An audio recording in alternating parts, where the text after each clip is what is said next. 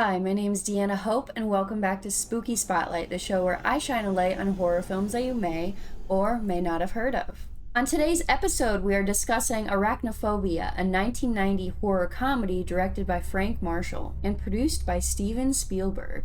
This film is about a South American spider that hitches a ride in a coffin to a small town in California, quickly starting to breed and kill townspeople, leaving the new doctor in town puzzled, wondering why people are dying.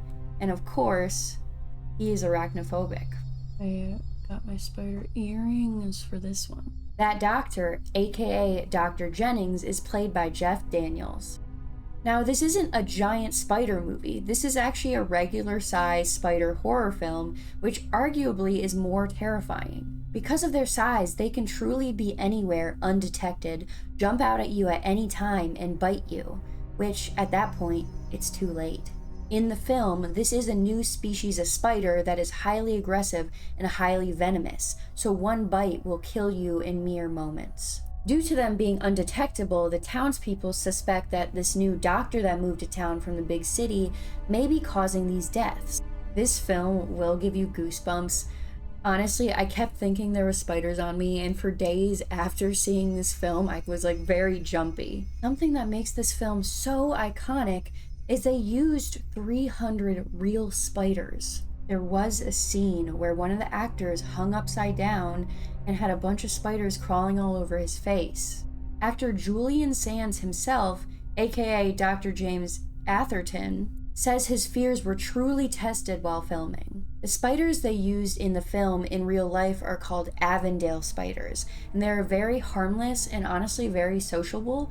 That's why they chose this species. The larger spider in the film, or the general in the film, was actually an animatronic. I can't get over the practicals in this film. It's like practical heaven. Oh, to work on sets in the 90s. This is a horror comedy, however, most of the comedic moments fell pretty flat for me, except for the legend John Goodman, aka the exterminator in the film, saving the day, the very unlikely hero. That role for John Goodman, it was one of his first films, and it's a role we're not used to seeing him in, and honestly, I didn't even recognize him at first. This production went to great lengths to make sure no spiders were harmed in the making of this film, even at times using hollowed out shoes to make sure they weren't actually squished. Makes this film hold up so well over the years and honestly become a classic is not only how real everything was, but also how dedicated and solid this cast was, as well as the cast and crew's dedication to working with their 8-legged co-stars. They did a really good job hitting on some real life fears in this movie. I have arachnophobia in real life. I know how real the fear is, and that's why I appreciate that Dr. Jennings in the film is arachnophobic, because he really struggles with it throughout the film, freezing up at times, and it almost cost him his life. In the end, Dr. Jennings ends up moving back to the city with his family, which I can't blame him. That was a very terrifying experience.